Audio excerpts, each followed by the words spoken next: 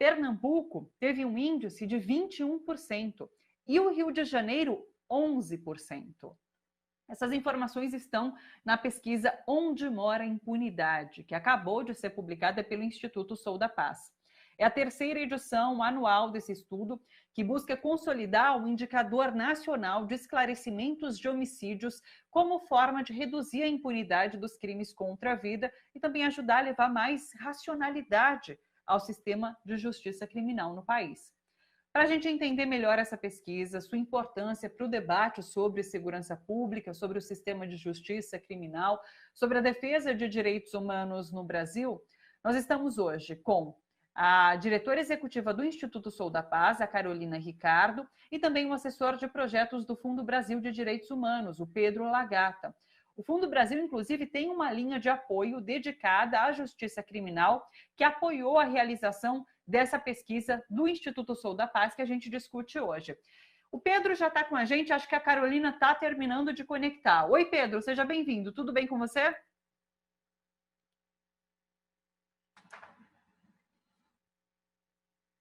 Eu estou sem seu áudio, Pedro. Será que você mutou de alguma forma? Ainda não. Na própria telinha aqui, será que você clicou no microfoninho ali em cima? Também não. Vamos refazer a conexão, então, pessoal? Temos a Carol. Agora a Carol chegou. Carolina chegou? Oi, me ouvem? Te ouço sim, Carolina. Seja bem-vinda. Então, Tudo bem com você? Tudo jóia, Thalita. Obrigada pelo convite. A gente que agradece. Bom, enquanto o Pedro retoma a conexão, eu já começo a conversa com você, tá bom, Carolina? Eu queria que você explicasse para a gente qual o significado desse índice tão baixo de esclarecimento de homicídios. Qual é o impacto disso quando a gente fala sobre a nossa política de segurança pública, sobre o nosso sistema penitenciário? Explica para a gente. Bom, acho que a gente fez uma escolha, né? Quando a gente pensa na segurança pública brasileira, nos principais crimes, né? E a forma como o sistema de justiça opera, a gente vê muita irracionalidade nesse sistema, né? A gente foca muito na prisão em flagrante, na prisão provisória, nos crimes praticados sem violência, e o homicídio, que é o crime mais grave, acaba ficando em segundo plano, né? Tanto do ponto de vista das políticas de policiamento, quanto do ponto de vista da forma como o sistema de justiça, e aí falando do Ministério Público, do Judiciário, trabalham, quanto do próprio sistema prisional, que hoje não tem, enfim, das mais de 750 mil pessoas presas, a gente tem aí 10% só de pessoas presas por homicídio, né? E sendo o crime mais violento, que afeta um público que a gente sabe bem qual é, né? É a juventude negra, periférica, infelizmente no nosso país é esse público que é considerado matável, aí por conta do racismo estrutural e por conta de uma seletividade do sistema de justiça. É um tema que mobiliza, é um crime que mobiliza muito pouco os gestores, e a gente vive essa situação de impunidade. Não dar uma resposta aos homicídios, que é o crime mais grave contra a vida, para começar as famílias, é uma forma de dizer que o Estado não se importa com essas pessoas de fato, e não garantir o direito à justiça, que é um direito tão importante, um direito humano tão fundamental quanto tantos outros, e o direito à verdade, né? Então, uma dor enorme que essas famílias já vivem, ela se agrava pela falta de resposta. Além disso, isso alimenta a ideia de impunidade, né? A gente sabe que essa questão da impunidade no Brasil é controversa, porque, como eu falei, por um lado, a gente está prendendo muita gente, mandando muita gente para o sistema prisional, mas o crime mais grave fica sem resposta.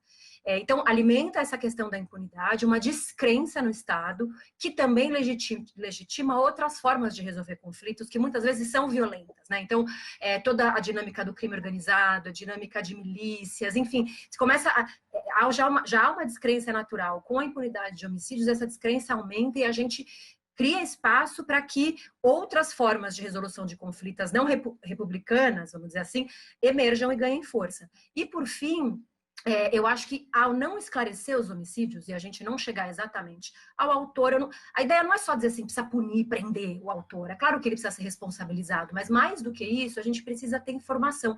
Quem é, quando, em que situações acontece, em qual contexto, quem são as vítimas, para que a gente tenha conhecimento, inclusive para fazer políticas de prevenção, para trabalhar com a questão do homicídio, nas causas do homicídio, nos grupos vulneráveis. Então, o não esclarecimento também não dá informação para os gestores, para o sistema de justiça e segurança fazerem boas políticas de prevenção.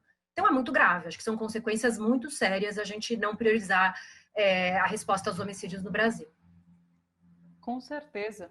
Pedro já está conectado, só dá um oi para eu ver se está o áudio ok. Pedro, tudo bem? Oi, Thalita, oi, Carol, tudo bem? É um prazer estar aqui de novo com vocês no programa Bom para Todos.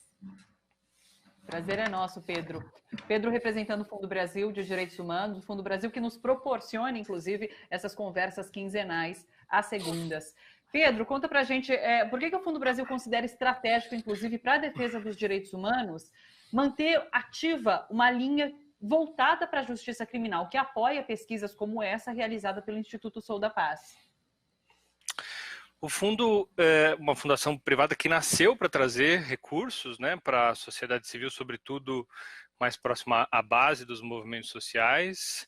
Existe há 14 anos e desde o princípio vem apoiando esse campo, tanto justiça criminal como segurança pública, entendendo esses dois campos como fundamentais para a vida democrática, por um lado. Por outro, justamente são os contextos que mais apresentam violações de direitos humanos aqui no Brasil. Esses dois, tanto segurança pública como justiça criminal, sistema prisional, né, eles são reflexos das desigualdades estruturais do Brasil.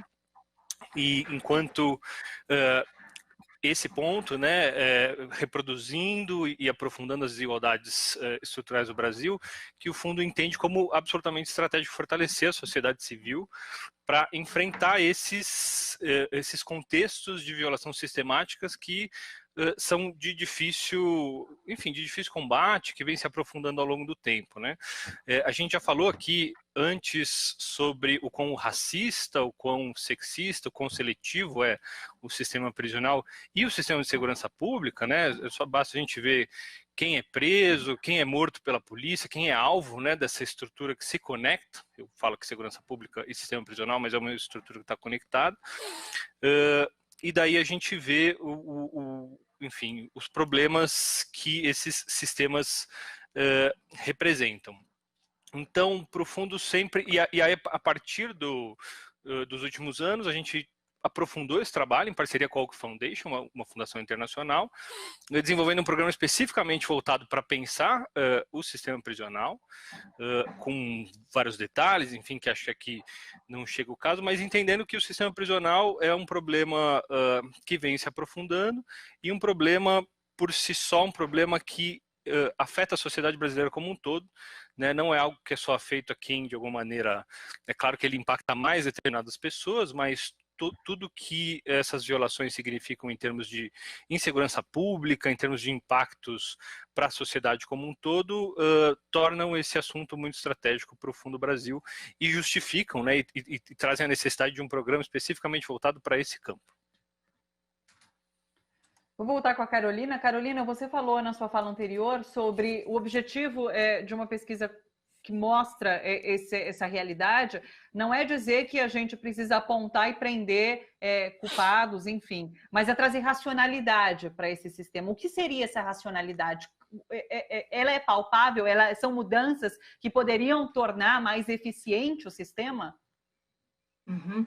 Sim, acho que são mudanças palpáveis, né? A gente, inclusive, escolheu falar de impunidade, embora por trás disso não tenha uma lógica de punir a qualquer custo, mas já para dialogar com parte da sociedade, né? Eu acho que a gente precisa conversar com as pessoas que acreditam que existe impunidade no Brasil, embora a gente, do campo talvez mais progressista, que olha os direitos humanos, a gente sabe que, na verdade, não há impunidade nesse sentido, porque há muita gente presa, né? E presa de forma muitas vezes injusta, né, e seletiva, mas falar de impunidade para a gente conseguir primeiro falar com as pessoas e trazer mais pessoas para esse barco dispostas a discutir o que é impunidade no Brasil, né? E acho que quando a gente fala de trazer racionalidade para o sistema de justiça, no Brasil, né, no nosso modelo de polícia, você tem a polícia militar que faz a ronda, o patrulhamento, a polícia civil que investiga, né? As polícias são estaduais, cada estado tem uma polícia civil, uma polícia militar. E a segurança pública, ela se baseia muito no combate ao crime que ocorre na hora, né? Então, é a polícia militar que que faz as prisões em flagrante, que muitas vezes ajuda, sim, os crimes a aumentarem, a descerem, sobretudo os crimes patrimoniais, e é isso que move o sistema de justiça, é isso que move o discurso dos governantes quando assumem uma agenda de segurança pública, é isso que dialoga com o medo das pessoas, porque as pessoas têm medo, é legítimo que tenham medo, todas as pessoas têm medo, as pessoas mais pobres, ricas, brancas, negras, e a polícia militar, claro, em alguns casos ela gera mais medo por conta da violência, mas em muitos casos ela é uma resposta, e as pessoas veem a polícia, então tem essa fantasia da polícia atuando, tirando o criminoso da rua, né? Essa lógica se retroalimenta, e a gente prende assim, em flagrante, seja um crime contra o patrimônio, seja um pequeno traficante que precisa ser responsabilizado no atual modelo da lei de drogas, mas não necessariamente uma prisão, porque eu costumo dizer que a gente aplica um remédio tarja preta para uma dor de cabeça, então a gente aplica a prisão para uma situação que poderia ser tratada de uma outra forma, né? E a gente move o sistema, gasta-se muitos recursos públicos, comete-se muitas injustiças, o recurso público é escasso, a gente não tem policial suficiente, a gente não tem promotores, juízes, enfim, e gasta muito mal de forma injusta e de forma errada, né? Então, falar de esclarecer homicídio é dialogar com essa ideia de que existe um crime, sim, importante, que precisa ser, de alguma forma, combatido, enfrentado, e que olhar para ele significa tirar um pouco o pé dessas outras estratégias para priorizar as estratégias de homicídio, para enfrentar o homicídio. E aí, o que é? Investir em polícia civil, em perícia isenta, né? Em perícia que preserve o local de crime de forma correta, né? Que seja onde for, num morro, na rua, que você tenha garantia de que aquele local onde o crime aconteceu, isso vale inclusive para os mortos pela polícia, que não está no âmbito da nossa pesquisa, mas que aquele local seja preservado. Então, criar metodologias de preservação do local do delito, porque lá isso vai ajudar a produzir prova, investir em perícia, investir em modernizar a polícia civil, que é uma polícia muito sucateada e muito burocratizada no Brasil, produzir dados e informações e conectar melhor os dados da polícia civil e militar, cobrar dos nossos governantes que eles tenham muito mais prioridade e às vezes até metas, que eles nos digam exatamente qual é a proposta deles para reduzir o homicídio e não aceitar que eu vou criar novos batalhões da polícia, é a resposta para a segurança pública, sobretudo da polícia militar, que também precisa de investimento, mas, né, e trazer os órgãos do sistema de justiça, o Ministério Público e o Judiciário para essa agenda, né, produzir dados, parte do que a gente viu no nosso estudo, dos 27 estados, só 11 estados mandaram informação. Não ter essa informação nos MPs ou nos tribunais de justiça é muito grave. Como é que esses órgãos estão olhando para a forma como trabalham, né? Um olhar gerencial? Não estão olhando, né? Então, chamar esses órgãos para a responsabilidade para a gente concretizar o que o Pedro disse. Eles estão conectados, mas na prática, eles ainda trabalham como caixinhas separadas. Então, a gente precisa criar estruturas de produção de dados entre eles também. Então, tudo isso a pesquisa mostra e ajuda a chamar a gente. A gente quer, sim, melhorar a impunidade no Brasil, diminuir, mas vamos, então, movimentar o sistema para o que é mais grave, para o que faz sentido, e deixar de cometer tanta injustiça e ineficiência. Deixa eu só tirar uma dúvida com a Carolina. Existe um motivo de ser tão diferente esses índices por estado? Dá para apontar, a pesquisa aponta de alguma forma? A gente não mergulhou a fundo na especificidade de cada um dos estados brasileiros, né? Foi um levantamento mais quantitativo, mas as realidades dos estados são muito, muito diferentes. Então, por exemplo, o Distrito Federal, a gente sabe que quase que não conta, né? A população é muito pequena, é muito rico, são as polícias que têm o melhor salário do Brasil. Foi um estado, né? Um ente federativo que investiu mais recentemente numa boa política de gestão para resultados, com dados, com informação, e isso tem uma consequência, né? Outros estados, por exemplo, o Rio de Janeiro, a gente sabe que a situação da segurança no Rio está um caos, né? Assim, até interessante, o Rio é contraditório, porque ele tem, embora tenha um índice tão baixo de esclarecimento, tem alguns esforços, inclusive do Ministério Público do Rio, que a gente até aponta na pesquisa, em melhorar o sistema de dados, né? Então, ele tem essa coisa meio esquizofrênica, mas é um estado muito complicado, em que o número de mortes é altíssimo, que é uma questão grande entre as polícias, de violência policial, de corrupção policial. Então, é um estado muito peculiar, né, com casos muito emblemáticos de mortes no Brasil, em que toda a questão da investigação é colocada em xeque. Então, né, e outros estados que a gente sabe que são estados mais pobres, Então, eu acho que a realidade local, ela influencia muito, mas o objetivo da pesquisa foi jogar a luz primeiro para um dado mais objetivo, para que a gente possa, inclusive, mergulhar mais a fundo. A ideia é ter uma segunda etapa em que a gente escolha alguns casos para aprofundar um pouco mais e aí entender o que está atrás do que funciona e talvez daquilo que não funciona também. Perfeito.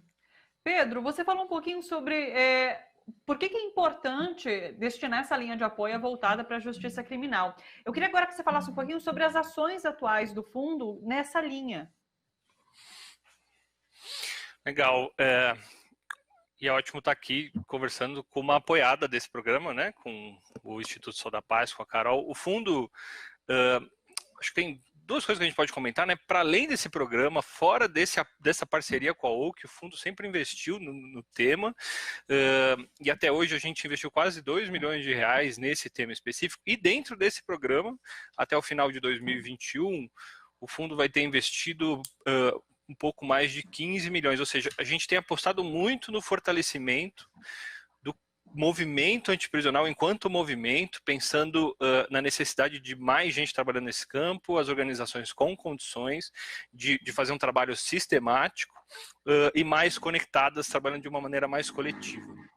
A gente até hoje já apoiou mais de 40 grants, 40 projetos e ainda vai apoiar muito mais, porque a gente acabou de fechou um edital desse campo, Direitos Humanos e Justiça Criminal, onde a gente vai conseguir apoiar mais 11 propostas, a partir de um processo seletivo que conta com a participação do comitê externo, então é feito de uma forma bem transparente, justamente para pensar nisso, né, na necessidade de, assim como a Carol disse, são sistemas que colocam muitos desafios para o enfrentamento dessas violações, desses problemas, desafios gigantescos, e por isso a nossa aposta num movimento forte e amplo, tanto para conseguir dar conta das realidades locais, que são muito diferentes no sistema prisional também, né, no trato com prisão provisória, na forma como as relações estão colocadas, e para fazer frente a esse sistema tão poderoso, tão cheio enfim, ainda resistente a diversos mecanismos democráticos, como é o sistema de justiça criminal.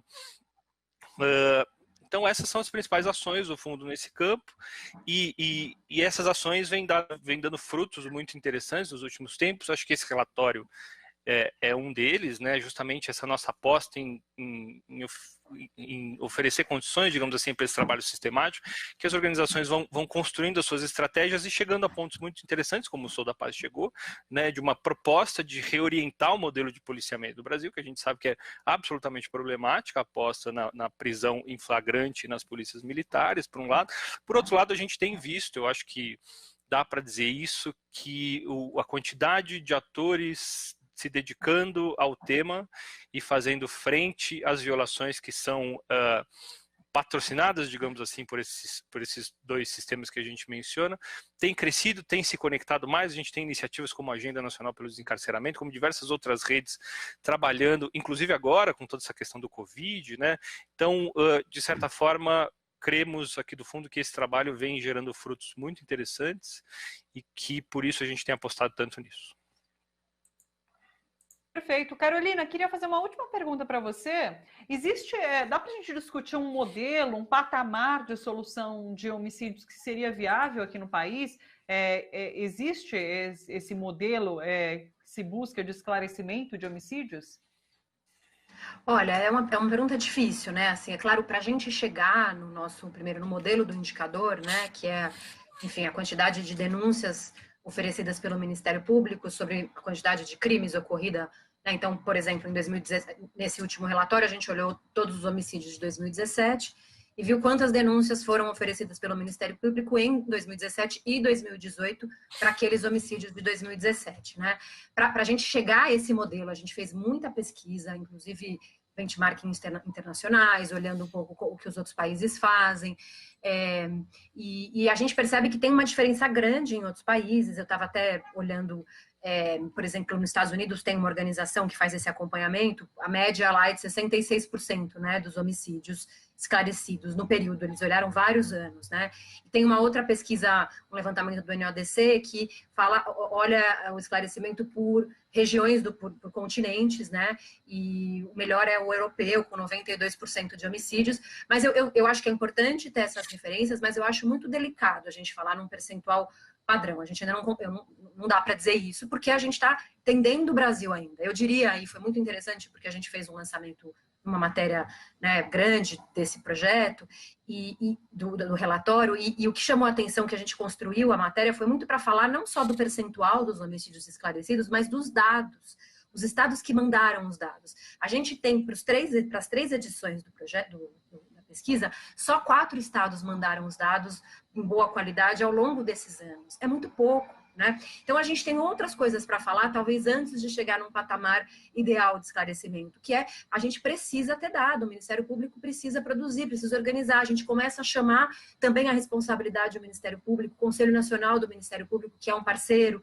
os tribunais de justiça, né? Dizer, por que não produz? Qual é o olhar? Então, eu talvez esperaria algumas edições ainda, para a gente poder dizer, talvez num patamar razoável, é óbvio, né? Eu queria poder dizer, nenhum homicídio fica sem esclarecer. Eu acho que se a gente fosse ter uma meta dos sonhos para o país, quando a gente conversou com o Pedro até sobre essa pesquisa, é um eixo de trabalho do Sou da Paz. A gente tem investido muito, se a gente conseguir, e a gente tem um planejamento até 2023, que o Brasil tenha priorizado, que os seus agentes de segurança, que as secretarias de segurança, o judiciário, tenham priorizado o esclarecimento de homicídio nesses anos, e a gente tenha, de fato, esses crimes com resposta, o sonho seria nenhum homicídio fica sem resposta, né? São muitos, porque são 50 e tantos mil homicídios no Brasil, mas dá para fazer, se a gente priorizasse, né? Então, eu esperaria ainda para te dar essa resposta do patamar, mas eu diria, talvez o sonho é que daqui na próxima edição a gente tenha pelo menos 3 vezes mais estados mandando dados com boa qualidade. A gente só conseguiu usar 11. Talvez essa meta seja para daqui na próxima todos os estados mandarem, daqui a 2 edições, todos os estados mandarem os dados. Eu iria começando por aí, em termos de uma meta, talvez. Só por curiosidade, quais são os 4 estados que sempre mandaram, que parecem ser mais organizados em relação a essa rede de informações? Sim. É Mato Grosso do Sul, que é um que tem uma boa taxa de esclarecimento, o Espírito Santo, que vem melhorando, São Paulo e Rondônia. São diferentes, né? São bem díspares, enfim. Mas... Em locais bem diferentes, Beleza. Pedro, quem quiser entrar em contato com o site fundobrasil.org.br, inclusive tem todos os editais ali, os que estão abertos, os que já foram fechados, inclusive, mas todas as informações ali, né? Exato. Convido a todos e todas a entrar no site do Fundo Brasil, consegue ver os projetos que a gente apoia, os editais que estão em andamento ou os anteriores, além de uma série de outras informações. Também tem a plataforma Brasil de Direitos, que tem uma série de conteúdos sobre o campo de direitos humanos e pode ser acessado também, tem muita coisa muito interessante lá.